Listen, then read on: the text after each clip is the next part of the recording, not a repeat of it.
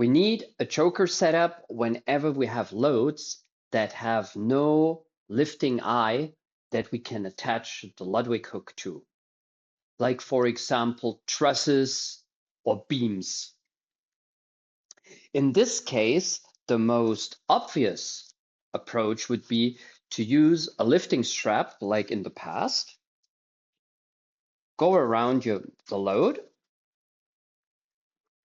and bring the strap into the Ludwig hook, which is attached to the crane.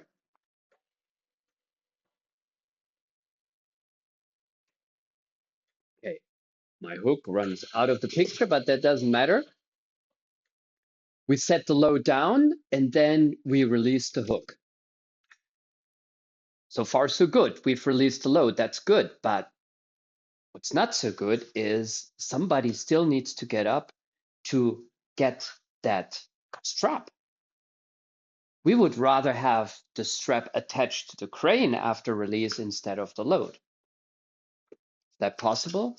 Yes. We change the setup.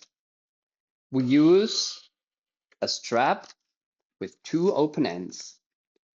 And we take the Ludwig hook off the crane hook, and now we slide with the lifting strap through the two holes on the side of the Ludwig hook.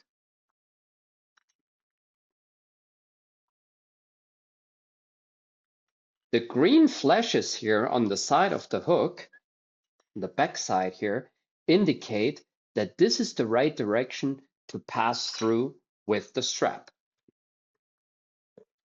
So now, instead of bringing the Ludwig hook into the crane hook, we bring the strap ends to the crane, and the hook slides along the strap.